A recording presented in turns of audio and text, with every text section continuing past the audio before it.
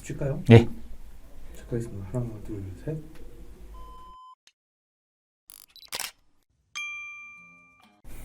안녕하십니까. CJK 이창섭입니다. 지난 시간에는 병류식 재생 시스템 중 팩베드 시스템에 대해 살펴보았습니다. 이번 시간에는 팩베드 시스템 원조인 바이엘에서 개발한 WS와 VWS 설계에 필요한 내용에 대해서 살펴보도록 하겠습니다. 레바티트 WS 시스템은 보통 프로다이드 베드라고 하는데요. VWS 시스템은 컴파운드 프로다이드 베드로 아래 그림과 같습니다. WS 시스템은 이렇게 팩베드 시스템이고, VWS는 그 레드베드 층으로 층이 두 개 있는 이러한 시스템들이 되겠습니다. WS 시스템의 설계 고려해야 하는 건 아래와 같습니다. 그 이너트 레진을 사용하는데 그 인피니티에 의한 막힘 방지와 굿 디스트리뷰션, 그러니까 분배를 잘 할 수 있는 목적으로 사용됩니다. 이너트 레진의 뎁스는 100에서 200mm를 적용하는데 직경에 따라서는 좀 직경이 크게 되면 크게 적용을 해야 됩니다. 프리보드는 보통 50에서 20mm, 레진 뎁스는 최소 800mm, 피드워러 SS 리미트 밸류는 1ppm 이하가 되겠습니다. 디스플레이스먼트는 캐다윤이 1베드 볼륨, N아윤이 1베드 볼륨 정도를 필요하고요. 린스는 캐다윤이 2.5베드 볼륨, N아윤은 3.5베드 볼륨이 적용이 보통 합니다. 재생 타임은 보통 한 2시간 정도입니다. 베드 볼륨이라고 하는 것은 1베드 볼륨은 이온 교환 수지의 그 양에 대해서 물량을 나눈 것을 말합니다. 백와싱 시스템의 고려사항은 다음과 같습니다. 백와싱 트랜스퍼 레진 볼륨은 보통 50%를 이송하는 것이고요. 백와싱 탱크는 캐다윤 레진과 N아윤 레진용으로 각각 적용해야 합니다. 캐다윤 레진이 N아윤 레진이 혼합되는 경우에는 소디움에 의한 오염이 돼서 실리카가 그러니까 서비스 시에 소디움 리크가 생깁니다. 캐다윤 레진이 N아윤 레진보다 비중이 커서 N아윤 타워 하부에 위치해서 초기 운전의 전도도가 상당히 높게 나옵니다. 이것이 소디움 리크 때문에 그렇습니다. 이때 N아윤 타워의 그 하부에 있는 이온 교환수 50% 교체하거나 전량 교체해주는 이런 부분들이 필요하겠습니다.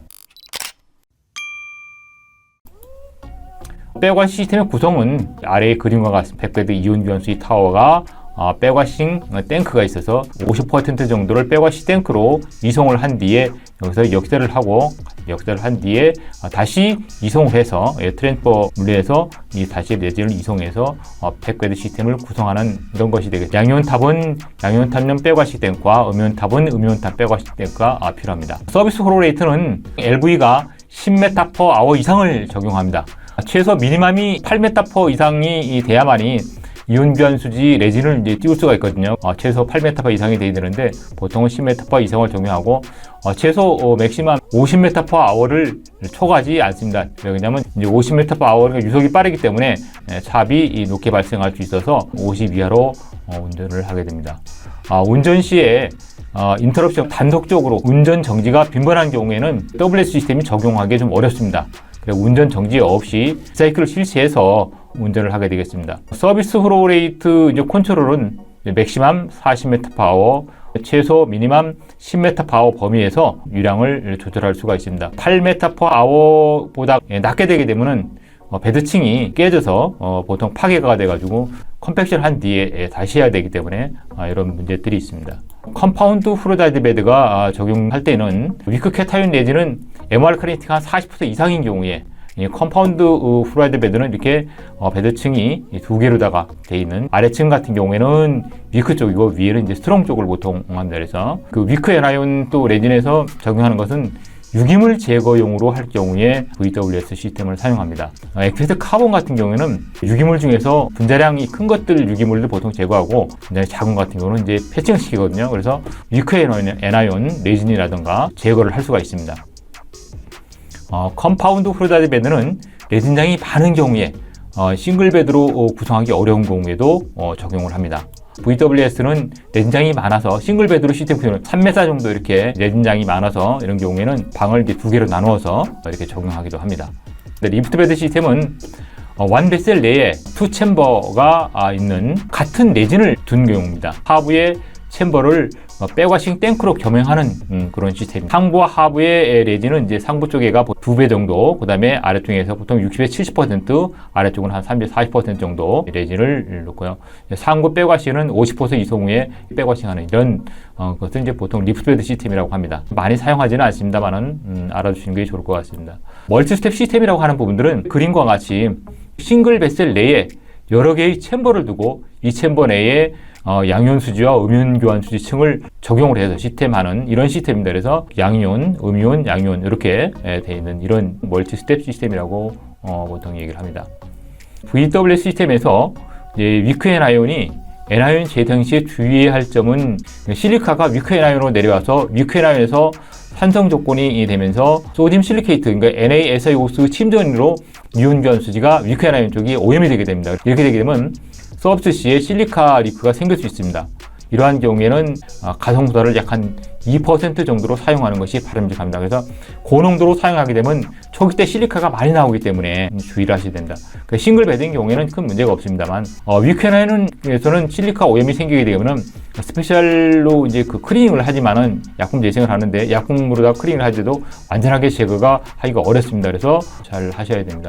그래서 WVS 시스템에서 위크애나이온 NaOH 재생 공정에서 잠깐 보시게 되면은 2% 이제 NaOH로다가 하게 되면은 스트롱 애나이온 쪽에서 재생이 되면서 실리카 부분들이 내려와도 위크애나이온 쪽 부분들에서 NaSiO3 침전이 초기에 이제 덜 생깁니다. 그러니까 서서히 재생이 되면서 여기서 침전이 이제 덜 생기는 그런 그러니까 우리가 이제 스텝 재생이라고 하는 것도 적용을 할 수가 있습니다만은 보통은 2% 정도로 해도 상관이 없습니다. VWS 시스템에서 위크 캐타이온 쪽에서 또 황산 재생 시 스텝 재생들을 많이 사용을 합니다. 그래서 스텝 재생을 사용해도 되고요. 그 다음에 이제 이너트 레진 그 머티리얼 내부에 노즐을 두어가지고 이렇게 노즐을 두어가지고 물을 이렇게 집어넣고 하게 돼서 해서 위에 이제 그 황산을 좀 강한 농도가 높은 부분들을 쓰게 되면 여기 DIO로 해서 0.8% 이하의 농도로다가 재생을 해주는 이런 방법도 있습니다. 그래서 이제 아니면 스텝 재생을 해가지고 농도를 아주 저농도로 해서 초기 때 이제 서서히 이 그 칼슘이 이제 서서히 빠져나오게 해서 유케탄 쪽에서 CaSF의 오염이 일어나지 않는 스텝 재생이나 이러한 것들을 구성을 하셔서 하시는 게 좋을 것 같습니다. 스트롱 애나이온 캐다인 베셀 디자인 쪽 부분들을 한번 간단하게 살펴보겠습니다. 레진 볼링이 2950m고 직경이 2m짜리, 그 다음에 LV는 39.2 정도, 그래서 스웰링은 10%. 그러면 스웰링 베드 뎁스는 한 1060mm가 되고요. 프리보드는 40mm 정도 됩니다. 그래서 보통 맥시멈 50에서 미니멈 20에서 50 정도인데 40을 이제 적용하고요. 이너트 레진 뎁스는 직경이 1000mm 이하인 경우는 100이고 2000 이상 같은 경우에는 2m 이상 같은 한 200 정도를 이렇게 돼서 여기서 프리보드 이너트 레진이 200이고 그다음에 그 프리보드가 한 40mm 정도 해서 1060mm 이렇게 이런 식으로 해서 디자인을 하시게 되면은 큰 무리 없이 디자인이 가능하십니다. VWS 쪽 부분에서 애나이온 베셀 쪽 부분들을 잠깐 한번 보시겠습니다. 그래서 위크애나이온 쪽 부분에 레진 볼륨이 2525L고 직경이 2천이고 스웰링 볼륨이 25%고 이너트 뎁스가 180mm, 프리보드가 아까 40에서 약간 이제 39 정도 해서요 하게 되면은 이게 이제 위크애나이온 쪽 부분이거든요. 그래서 1031에 39, 180에서 이렇게 하고 챔버가 이제 위크애나이온 쪽, 스트롱 애나이온 쪽. 그래 스트롱 애나이온 쪽 같은 경우도 하시게 되면은 지금 3,900L니까 이게 이너트 뎁스는 180 정도 하고 프리보드 한 40 정도 보셔가지고 전체적으로 보게 되면 1750 정도 이렇게 디자인을 하시게 되면은 특별히 문제 없이 운전이 가능하시겠습니다.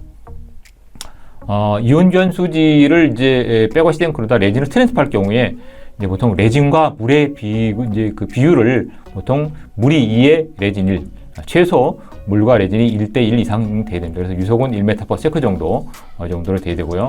워터 소스는 양이온 쪽 같은 경우에는 필터드 워터를 사용해도 상관없습니다만 음이온 쪽 같은 경우는 데미 워터나 그 디케타인드 워터를 사용하시는 것이 좋습니다. 트랜스퍼 노즐 같은 경우는 이너트 레진 아랫부분에서 한 20mm 부분 정도에 위치하는 것이 보통 디자인할 때 이렇게 추천을 드립니다. 사이트 글라스는 위에 이너트 레진과 프리보드가 있고 아래쪽에 이제 이온 교환식인데 그래서 이온 교환 수지층의 그 위에 있는 수지층을 볼 수 있도록 프리보드와 위에 이너트 레진 이렇게 중간에 위치가 돼야지 레진을 체크할 수 있도록 있습니다. 그래서 이런 부분들은 각 그 챔버당 하나씩 이렇게 주셔야 되니까 VWS 같은 경우는 챔버가 2개니까 이게 2개가 들어가야 되겠죠. 이온 교환 수지는 이제 보통 서비스 LV와 레진 배트에 따라서 델타 P가 생기는데 이 델타 P 디자인에서 보통 이제 크림 배트를 기준해서 우리가 겔 타입 같은 경우에는 1바, MR 타입 같은 경우는 2바를 초과해서 지산하는 것이 지산하지 않는 게 좋습니다. 이때 차압은 이제 각 그 챔버의 차압을 말합니다. 그래서 VWS 같은 경우는 이제 챔버가 2개니까 배로 보시면 되겠죠. 오늘은 독일 바이엘사의 그 팩베드 시스템을 기준으로 해서 시스템 설계를 위한 내용을 좀 더 상세하게 살펴보았습니다. 팩베드 시스템 설계하시는데 도움이 되시길 바랍니다. 궁금증이나 문의사항 있으면 언제라도 연락 주시길 바랍니다. 정치해 주셔서 감사합니다. 오늘도 행복한 하루 되시길 바랍니다. 감사합니다.